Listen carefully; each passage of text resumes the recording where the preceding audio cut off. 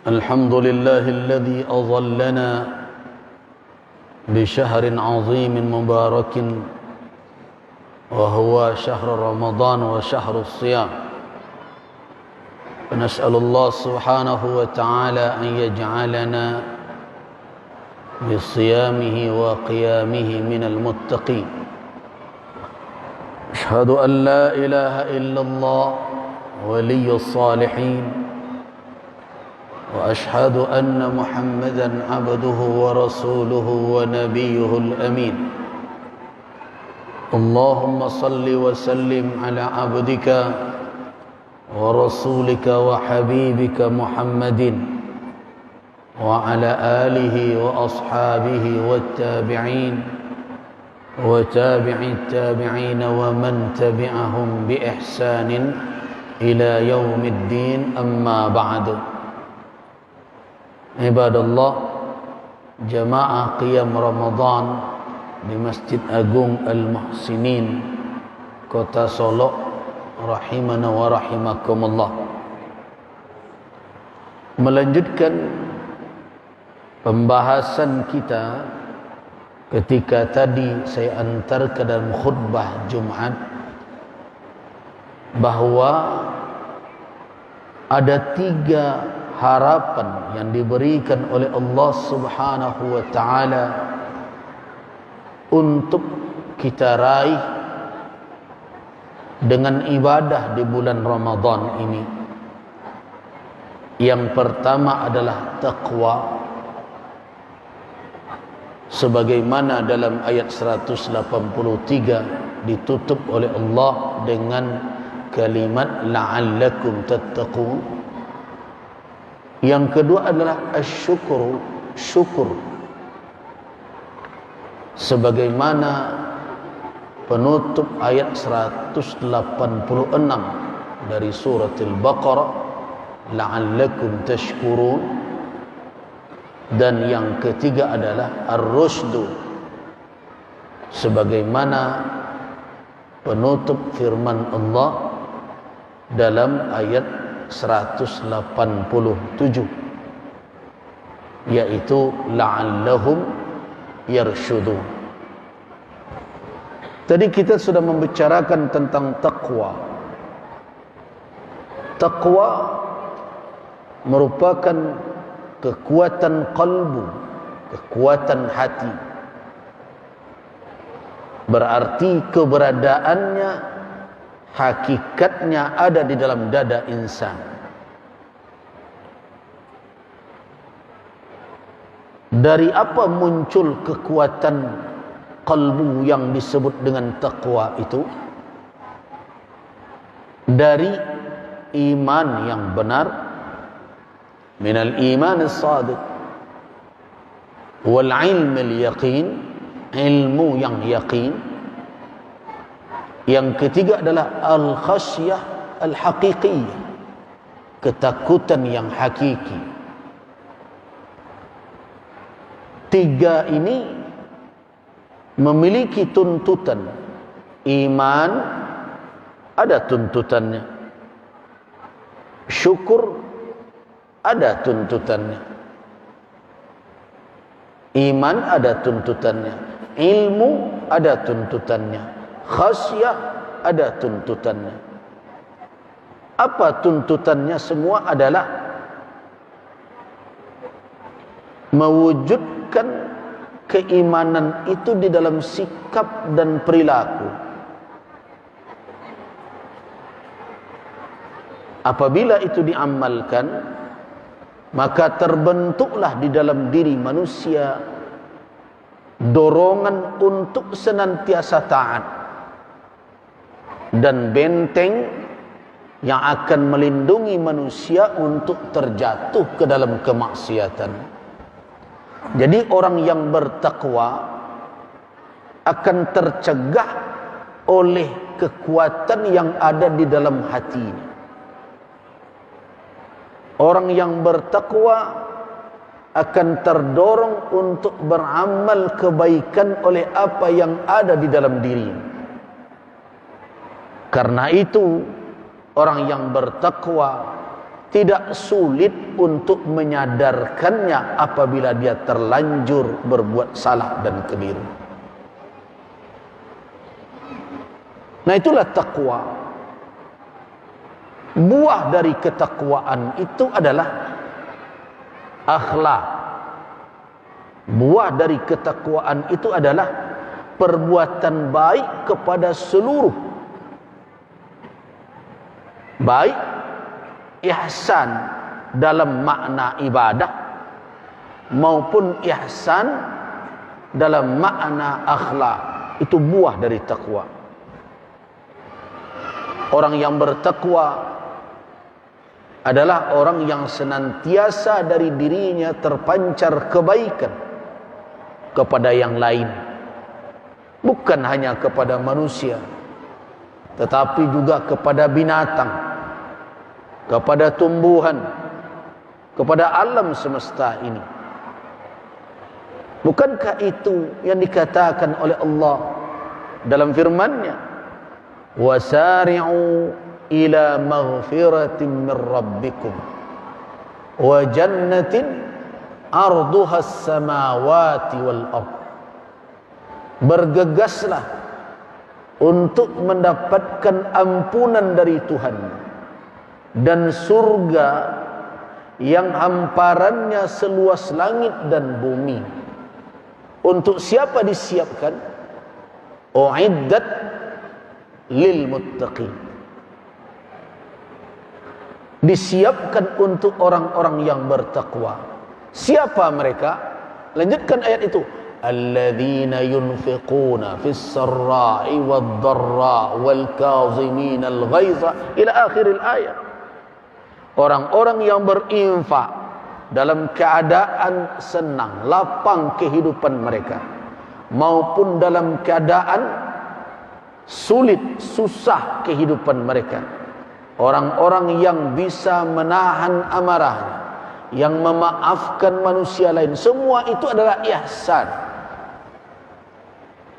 Jadi kalau demikian, siapakah orang yang muhsinin? Adalah orang-orang yang telah mendapatkan ketakwaan secara lahiriah, akan bersikap ihsan kepada segala sesuatu. Bukan hanya kepada manusia saja. Di dalam hadis Nabi SAW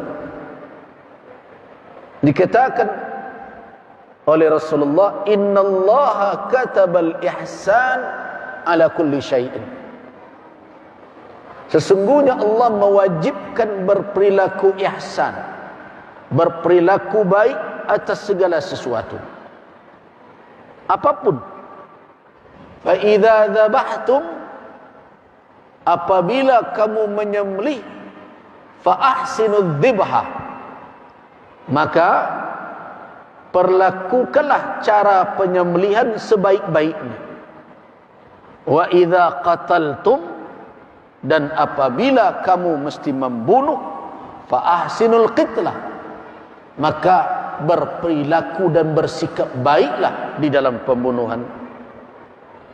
Nah, karena itulah makanya diajarkan bagaimana menyembelih secara syar'i. Walaupun banyak orang mengabaikan hari ini. Di antaranya adalah wal yuhidda ahadukum syafratah. Hendaklah salah seorang kamu menajamkan pisaunya. Bahkan di dalam petunjuk syariat kita, menyembelih binatang ternak di hadapan kawannya pun dimakruhkan. Mengasah pisau setelah binatang direbahkan pun terlarang dalam syarak. Ada orang menyembelih kambing, dia rebahkan kambingnya, sudah dia letakkan kakinya di leher kambing untuk menahan geraknya, kemudian dia asah pisaunya. Kata Nabi SAW, aturidu an tumitaha maitatain. Apakah kamu ingin mematikannya dua kali? Afala tuhiddu syafrataka Kenapa engkau tidak menajamkan pisau engkau qabla an tudji'aha, sebelum engkau merebahkannya, kata Nabi sallallahu alaihi wasallam. Jadi orang yang bertakwa adalah orang-orang yang menjaga sikap dan perilakunya dalam segala hal, supaya apa yang terlahir darinya seluruhnya adalah hasan, kebaikan. Nah, itulah buah ketakwaan. Jadi kalau ada orang bertanya, apa alamat amalan orang berbekas di bulan Ramadan ini? Apa tanda-tandanya ibadah yang dia lakukan diridai oleh Allah Subhanahu wa taala? Jawabannya adalah Allah seret orang itu lebih dekat kepada kebaikan, sehingga dia semakin menjauh dari kemaksiatan. Itulah alamatnya. Jadi kalau setelah orang berpuasa, setelah dia melakukan siyam, kemudian dia tunaikan qiyam, semakin mendekat dia kepada taat dan menjarak dari maksiat, maka pujilah Allah Subhanahu wa taala. Berarti Allah telah memberikan taufik kepada kita, sehingga ibadah yang kita lakukan memberikan dampak kepada diri kita. Tetapi kalau sebaliknya yang terjadi, walaupun orang itu terlihat secara zahir menahan diri dari haus dan lapar, dari syahwat, walaupun malam hari dia bertanggang melakukan ibadah, tetapi dia tidak mendekat kepada taat, tapi malah sebaliknya menghampir kepada maksiat, maka berarti ada yang tidak beres pada dirinya dan para ibadah yang dilakukan. Karena itu, wahai kaum muslimin, kalau benarlah ibadah ini dijalankan oleh kaum muslimin dengan baik, saya yakin setelah Ramadan kita akan melihat wajah negeri ini berbeda dari apa yang kita lihat selama ini. Sekarang kita sedih. Kita lihat, alhamdulillah masjid ini penuh. Tapi entah mana yang banyak yang ada di dalam masjid hari ini dengan orang-orang yang berada di kafe-kafe di luar sana. Dan yang sangat menyedihkan lagi, tidak ada pemimpin kita mengeluarkan secari himbauan agar kafe-kafe itu sementara umat Islam beribadah, supaya jangan menjadi tempat yang menarik, menjadi godaan bagi generasi muda yang memang dengan kondisi mereka yang dalam keadaan beratnya godaan dunia mesti digiring sedikit kepada ketaatan. Apakah ada salahnya kalau dikeluarkan himbauan kepada pengusaha, bersabarlah sejenak sampai kegiatan tarawih selesai, qiyam Ramadan tuntas, baru dibuka setelah itu kafe kita. Kalau memang kita ingin agar ibadah Ramadan ini bisa membentuk kepribadian umat. Tapi itu yang tidak ada hari ini.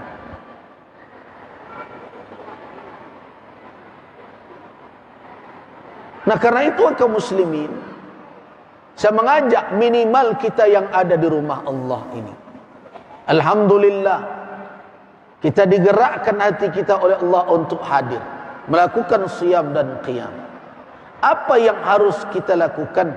Evaluasilah ibadah yang sudah beberapa hari kita lakukan. Apa bekas yang tinggal? Ingatkan diri dengan nas Al-Quran dan Sunnah. Bagaimana Allah Subhanahu wa ta'ala menyatakan di dalam firman-Nya dalam surat Al-Baqarah ayat 185, Syahrul Ramadan alladhi unzila fihi al-Quran hudal linnasi wa bayyinatin minal huda wal furqan. Faman syahida minkum asy-syahra falyasum wa man kana maridan aw ala safarin fa'iddatun min ayyamin ukhra. Yuridullahu bikumul yusra wa la yuridu bikumul usra walitukmilul iddata walitukabbirullaha ala ma hadakum wa la'allakum tashkurun. Coba tanya diri, apakah memang ada syukur atau tidak di dalam hati kita dengan kehadiran Ramadan? Atau jangan-jangan ini adalah musim berganti, tahun bertukar. Awal masuknya nan tabayang bukan buah dari ibadah, tapi baju baru yang akan dipakai hari raya. Kalau itu yang hadir, apakah sudah bisa kita menempatkan diri pada apa yang dijanjikan oleh Allah, la'allakum tashkurun? Mudah-mudahan kamu mensyukuri. Mensyukuri apa? Mensyukuri bulan ini hadir, datang, kamu masih punya nyawa. Mensyukuri Al-Quran yang bisa kamu tadaruskan, tilawahkan siang dan malam di bulan ini, dan imbalannya berlipat ganda. Mensyukuri apa? Mensyukuri ibadah yang disyariatkan. Tidak ada bulan sepanjang tahun seseorang bisa beribadah penuh. Kita beribadah berapa lama? Dari mulai imsak hakiki, dari azan berkumandang, solat subuh, sampai matahari terbenam, beribadah tidak putus. Mana bulan lain orang beribadah sepanjang itu? Di bulan lain orang salat siang hari ada 2 salat, yaitu zuhur dan asar. Lebih dari itu, kalau ada amalan sunnat, sebagian melakukannya, sebagian enggan melakukannya di bulan lain. Sedangkan di bulan Ramadan, mulai semenjak subuh masuk sampai maghrib tiba, penuh dalam ibadah. Kemudian berlanjut dengan qiyam, beribadah mulai maghrib sampai jam 10, jam 11 malam. Kemudian berlanjut dengan tadarusul Quran. Kemudian berlanjut dengan tahajud, dengan witir. Barangkali orang yang betul-betul menyadari keutamaan Ramadan hanya menikmati istirahatnya 2-3 jam dalam sehari semalam. Mana bulan lain yang diisi oleh umat dengan ibadah sepanjang itu? Tidak ada. Nah, pandai tak kita mensyukurinya? Kalau betul-betul ibadah ini berdampak, tentu akan muncul rasa syukur. Allah Subhanahu wa ta'ala masih memberikan penundaan ajal kepada kita. Di saat banyak kawan-kawan kita yang dahulu satu saf salat qiyam Ramadan di tahun lalu, yang sama-sama mendengarkan tausiah di malam qiyam Ramadan bersama kita, yang sama-sama berbuka puasa bersama, yang sama-sama bersahur, yang sama-sama bercanda menunggu waktu datang, sekarang tidak semuanya hadir bersama kita. Tidak sedikit di antara mereka yang tidak lagi hadir di tengah-tengah kita, sedangkan kita masih diberi kesempatan oleh Allah. Bukankah itu yang kita minta? Di dalam doa yang diajarkan oleh Rasul sallallahu alaihi wasallam, Allahumma ahyina ma 'alimtal hayata khairan lana wa tawaffana ma 'alimtal mauta al-wafata khairan lana. Ya Allah, berikanlah saya kehidupan, berikan kami kehidupan selama dalam ilmu-Mu. Hidup itulah yang terbaik untuk kami. Dan wafatkanlah kami kalau memang dalam ilmu-Mu, wafat itulah yang terbaik untuk kami. Dalam doa lain, Allahumma ja'alil hayata ziyadatan lana fi kulli khair waj'alil mauta rahatan lana min kulli syarr. Ya Allah, jadikanlah kehidupan al-haya ziyadatan lana sebagai tambahan untuk kami fi kulli khair, dalam segala kebaikan. Waj'alil mauta, dan jadikanlah kematian rahatan lana sebagai istirahat bagi kami min kulli syarr, dari segala kejahatan. Nah, apakah ini tidak patut disyukuri di saat saudara-saudara kita tidak lagi bisa menikmati keindahan bulan Ramadan tahun ini, sedangkan kita masih diberikan oleh Allah kepanjangan umur, bisa melakukan siam dan qiyam, bisa menambah amalan ibadah kita yang imbalannya tidak ada ukuran matematisnya. Kenapa saya katakan tidak ada ukuran matematisnya? Bukankah dalam hadis dikatakan, dalam hadis qudsi, apa kata Allah? Kullu amal ibni Adam, setiap amalan anak Adam itu lahu, untuknya ada imbalannya, yudha'af lahu, dilipat gandakan. Ukurannya apa? Dari 10 kebaikan ila 700 dhi'fin, sampai 700 kebaikan. Itu matematis imbalan amal. Satu kebaikan minimal dilipat gandakan 10, berarti 10 kali lipat. Kemudian ada ibadah-ibadah yang lebih dari itu, sampai kepada 700 kali lipat. Seperti apa? Seperti sedekah, infak. Mathalul ladzina yunfiquna fi sabilillah, perumpamaan orang yang berinfak di jalan Allah, kamathali habbah, bagaikan satu biji, ambatat sab'a sanabil, yang menumbuhkan 7 tangkai, wa fi kulli sumbulatin mi'atu habbah, setiap tangkai 100 biji, berarti satu biji ditanam 7 tangkai, setiap tangkai 100, berarti 700 kali lipat. Itulah matematik imbalan amalan saleh. Tapi yang mengherankan dan yang menakjubkan, Masya Allah, ibadah puasa tidak masuk dalam ukuran rumus itu. Rumus itu tidak bisa dipakai untuk siam.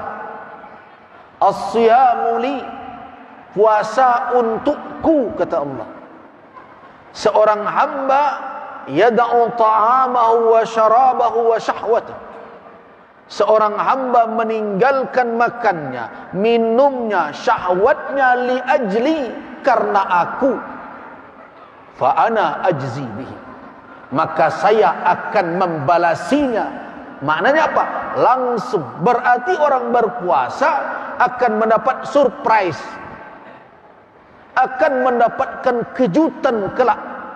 Allah Subhanahu wa ta'ala tidak memasukkan imbalan puasa di dalam rumus 10 sampai 700. Nah, kalau Allah telah menjanjikan demikian, kalau jaza, pembalasan langsung diberikan oleh Allah tanpa ada ukuran yang ia sebutkan, maka yakinlah imbalan itu aufa wa aufar, sempurna dan tidak ada bandingan ukuran pada manusia. Nah, apakah tidak patut disyukuri? Nah, karena itu orang-orang yang berada di bulan Ramadan adalah orang-orang yang akan meraih rasa syukur kalau dia menyadari apa yang sedang dia alami di bulan ini. Kaum muslimin jamaah rahimakumullah, ketika kita berbicara tentang syukur, apa poin-poin penting, atau setidaknya apa pilar dari syukur itu? Al-Imam Ibnu Qayyim rahimahullah di dalam kitab Madarijus Salikin, beliau mengatakan bahwa syukur itu mabniun ala khamsi qawaida. Syukur itu berdiri atau dibangun di atas 5 pilar. 5 pilar syukur. Yang pertama adalah khudu'u syakiri lil mashkur. Yang pertama adalah ketundukan orang yang bersyukur kepada yang disyukuri. Orang yang bersyukur akan penuh dadanya dengan rasa khudu', rasa taat. Orang yang syukur tidak akan menentang orang yang memberikan kepadanya. Begitu juga kalau dipakaikan kepada Allah. Seorang hamba yang bersyukur akan dipenuhi dadanya oleh rasa tunduk dan akan membawa anggota tubuhnya dalam kepatuhan secara mutlak. Contohnya Nabi sallallahu alaihi wasallam beribadah di malam hari hatta tawarramat qadamah, sampai membengkak kedua telapak kaki beliau. Kemudian ditanya oleh Ummul Mukminin, "Kenapa engkau beribadah seperti ini? Alaysa qad ghafarallahu ma taqaddama min dhanbika wa ma ta'akhkhar?" Bukankah Allah telah memberikan jaminan ampunan atas dosamu itu kalau ada dosa? Dan kita tahu bahwa Rasul sallallahu alaihi wasallam ma'sum, tidak berdosa. Tapi kalaupun ada, bukankah sudah ada jaminan Allah memberikan ampunan kepadamu, baik dosa yang terlalu maupun yang kemudian? Kenapa engkau beribadah seperti ini juga? Itulah yang terkandung maksud dari pertanyaan itu. Tapi apa jawaban Nabi? Afala uhib, afala akun. Apakah saya tidak senang? Apakah saya tidak ingin menjadi abdan syakura, hamba yang pandai bersyukur? Nah, jadi orang yang bersyukur, apa karakter utamanya? Pilarnya adalah khudu', tunduk kepada Allah. Dalam perkara besar maupun perkara kecil, bukan hanya masalah-masalah yang besar saja. Dosa kecil diterabasnya, tidak demikian. Orang yang bersyukur akan berjalan seperti berada di atas tanah yang berduri, akan senantiasa mawas diri. Saya teringat dengan syair Ibnul Mu'taz. Apa kata beliau? Khallid dhunuba saghiraha wa kabiraha dhaka at-tuqa wasna' kamashin fawqa ardi syauki yahdharu ma yara la tahrik la tahqiranna saghiratan innal jibala minal hasa. Apa kata Ibnul Mu'taz? Khallid dhunuba, singkirkanlah dosa, saghiraha wa kabiraha, baik dosa kecil apalagi dosa besar. Dzakat tuqa, itulah ketakwaan. Jadi orang yang bersyukur pada hakikatnya adalah orang yang di dalam dirinya ada ketundukan kepada Allah, tunduk kepada seluruh perintah, menjauhi seluruh larangan, dan itu bahagian dari sifat ketakwaan. Bukan hanya dosa besar, dosa kecil juga. Khallid dhunuba saghiraha wa kabiraha dzakat tuqa, singkirkan, jauhkan, kosongkan dirimu dari segala dosa baik kecil maupun besar. Itulah ketakwaan sebenarnya. Wasna' kamasin, dan bersikaplah seperti orang yang berjalan fauqa ardi syauki, di atas tanah atau lahan berduri, yahdharu ma yara, senantiasa waspada terhadap apa yang dilihatnya. La tahqiranna saghiratan, jangan kamu memandang enteng dosa kecil. Innal jibala minal hasa, lihatlah gunung yang besar itu, bukit yang tinggi itu bukan batu-batu kecil saja isinya, juga bukan batu-batu besar saja isinya, juga batu-batu kecil. Ketika gunung meletus, debu pun ada di dalamnya. Ini jangan pandang enteng. Kau dosa keteknya kau, ndak ada kau. Ada orang malah ketika puasa, ndak usah lewat bunjang kini, nanti sudah berbuku sambung gitu. Berbahaya. Nah, apabila ini yang dilakukan oleh seseorang, dia jaga dirinya dari segala kemaksiatan besar dan kecil, dia awas terhadap perjalanan hidupnya, itulah orang yang khudu', yang tunduk, dan itu pilar syukur yang pertama. Pilar syukur yang kedua adalah, kata Ibnu Qayyim rahimahullah, adalah hubbuhulah, kecintaan orang yang menerima nikmat kepada pemberi nikmat. Cinta, sayang, tumbuh rasa cinta kepada yang memberi. Apalagi kalau pemberiannya tidak terhitung. Ada orang yang mengatakan, apakah kita akan bersyukur juga ketika kehilangan? Iya. Apakah seseorang mesti bersyukur juga di dalam musibah? Iya. Kenapa? Karena yang dia terima dalam bentuk musibah tidak sebanding sebenarnya dengan nikmat yang senantiasa dia peroleh. Tidak sebanding. Kita kehilangan sebagian, tapi pada waktu itu banyak yang masih kita pakai. Bahkan air mata yang menetes di saat kita ditimpa oleh kemalangan, itu pun adalah rahmat Allah subhanahu wa ta'ala. Air mata. Orang kehilangan keluarga, orang kehilangan orang tua, orang kehilangan saudara, orang kehilangan orang-orang yang disayanginya, tetes air matanya. Dia kena musibah. Air mata itu apa? Rahmat. Kan itu yang dikatakan oleh Nabi. Ingat bapak-bapak dan ibu-ibu kisah ketika putri Rasul mengirim seorang utusan kepada beliau. Beliau sedang duduk bersama sahabat, bersama Sa'ad, bersama Muaz, bersama Usamah bin Zaid, membawa pesan utusan itu. Ya Rasulullah, putri engkau berpesan agar engkau hadir ke rumahnya. Kenapa? Karena anaknya, artinya cucu engkau, sekarang ini sedang dalam keadaan sakaratul maut. Dia minta engkau datang ke rumah itu ya Rasulullah. Apa kata Nabi?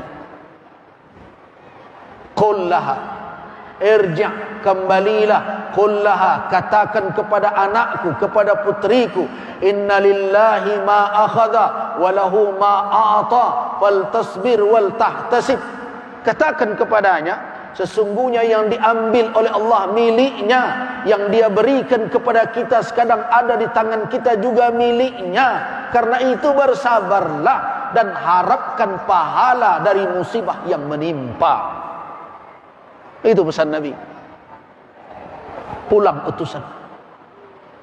Ketika sampai, bersumpah putri Rasul, uqsimu billah, aku bersumpah demi Allah, pulang engkau balik ke tempat ayah ambo, kecekkan kini ko juo, ambo minta beliau wadu di rumah ko.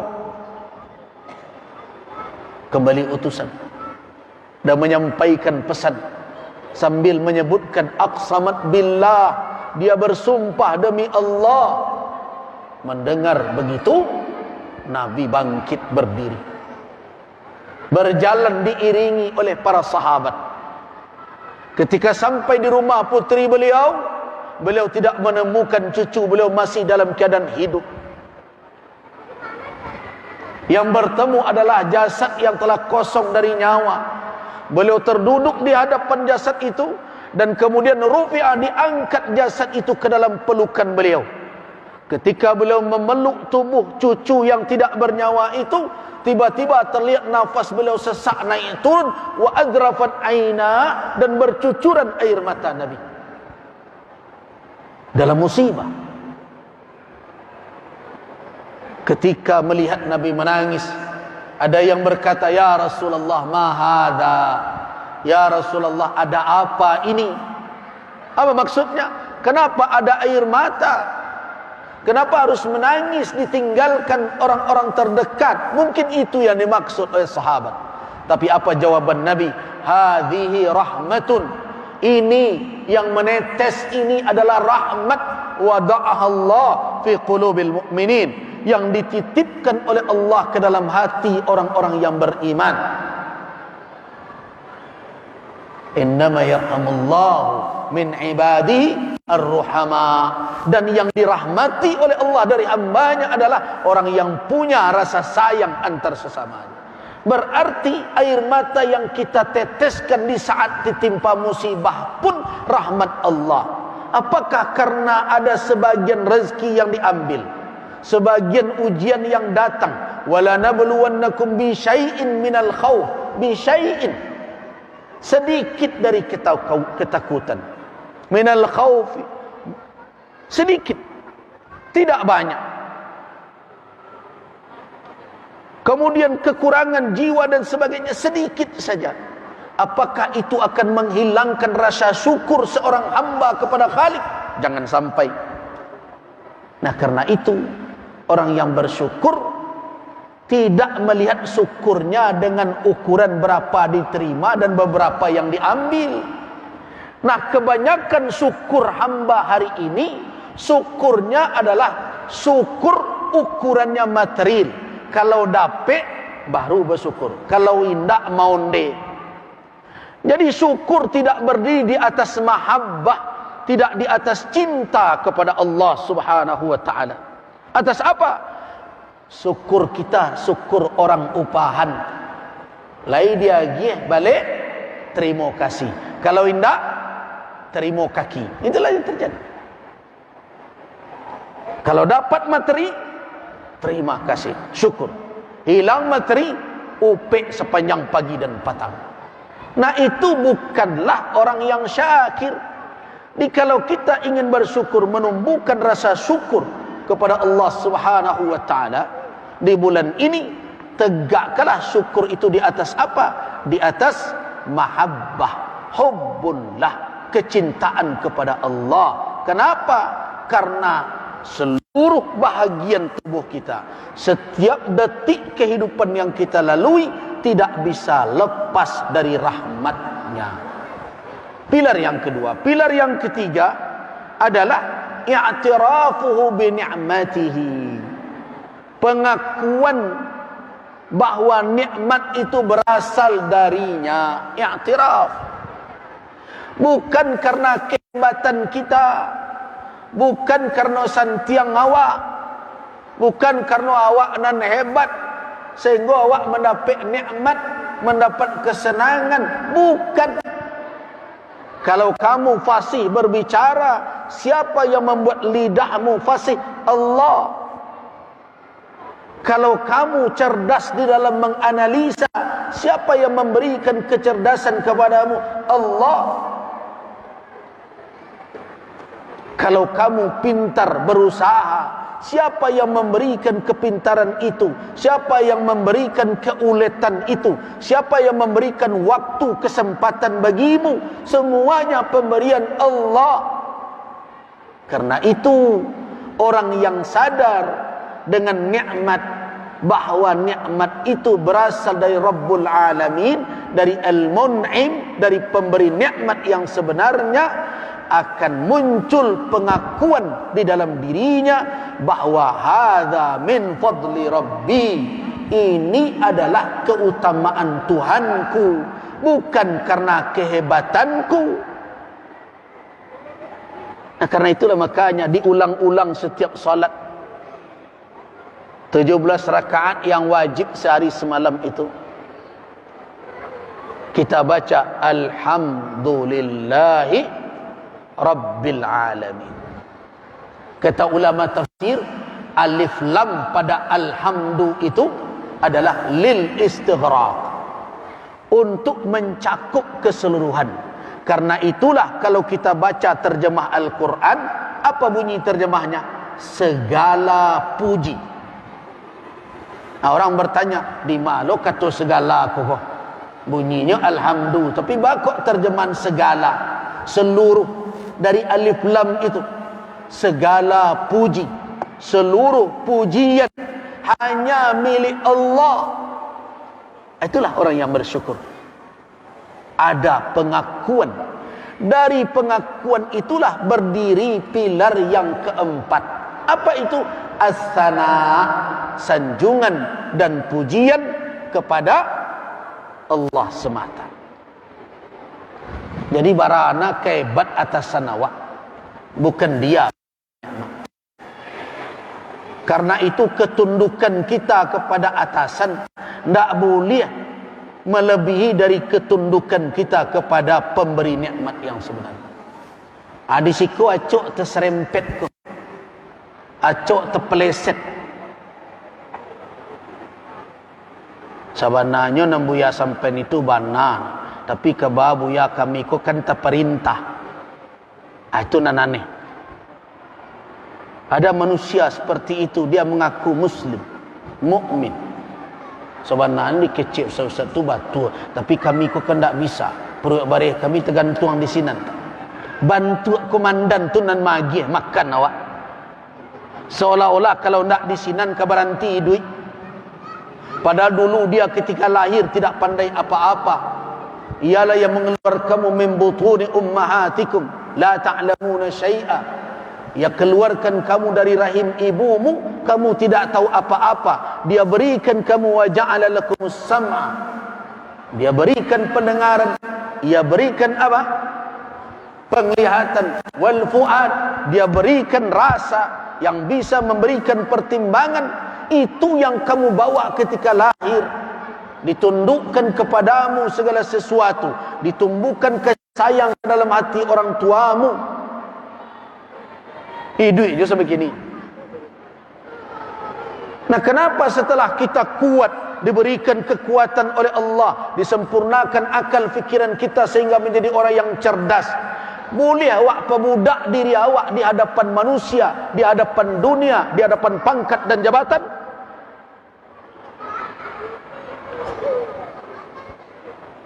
Ketika ketik saja awak nak jadi budak di saat bayi. Orang tua nak melayakan awak dan bersebuah nyawa. Ketika awak menangis, nyuantukkan tangka tu. Antuklah, menangis je. Diamlah, marengik je. Alah gadang. Boleh bak kabau dicucuk hidung. Di mana? Kita bukan terlahir sebagai budak. Ayuhan nas waladatkum ummukum ahrara. Wahai manusia, kamu dilahirkan oleh ibumu dan merdeka, tidak menjadi budak. Nah, karena itu satu-satunya yang berhak untuk memperbudakmu hanyalah Khalikmu, penciptamu. Jadi karena itu, wahai kaum muslimin, akui nikmat, puji Allah Subhanahu wa taala. Itu pilar yang keempat. Yang terakhir adalah pilar yang kelima dari syukur, ayyasta'milaha, mempergunakan nikmat itu fima yarda, pada perkara yang diredainya, au la yakrahu, atau yang tidak dibenci. Kalau memang kita bersyukur, nikmat yang diberikan oleh Allah, pakaikan pada hal-hal yang diredai oleh Allah Subhanahu wa taala. Diberi oleh Allah kekayaan, manfaatkan untuk berbuat kebaikan, baik untuk diri, untuk keluarga, untuk kerabat, untuk masyarakat, untuk umat, untuk rumah ibadah, untuk apa saja jalan-jalan kebaikan yang akan mendatangkan ridha Allah Subhanahu wa taala. Kalau kamu mensyukuri fisikmu, pakai dia untuk taat, jangan pergunakan dia untuk mendurhaka. Manusia benar-benar keterlaluan.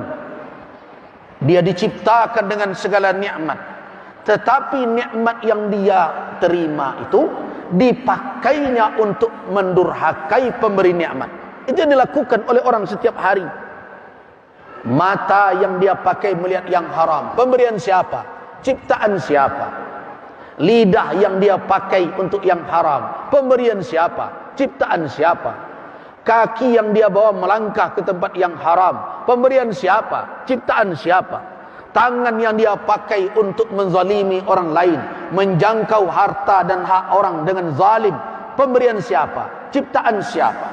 Akalnya yang cerdas yang dia pakai untuk menipu orang, mau tahu orang, siapa yang memberikannya? Siapa yang menciptakannya?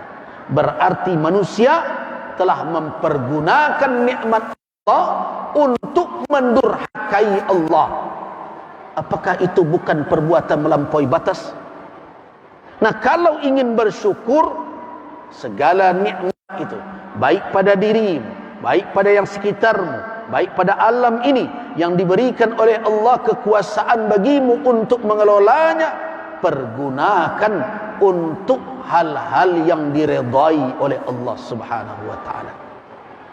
Nah, itulah yang kita usahakan hendaknya di bulan Ramadan, sehingga kita bisa mencapai harapan yang kedua, la'allakum tashkurun. Demikian, banyak maaf. Waffaqanallahu wa iyyakum lima yuhibbuhu wa yarda. Wabillahi taufiq wal hidayah. Wassalamu alaikum warahmatullahi wabarakatuh.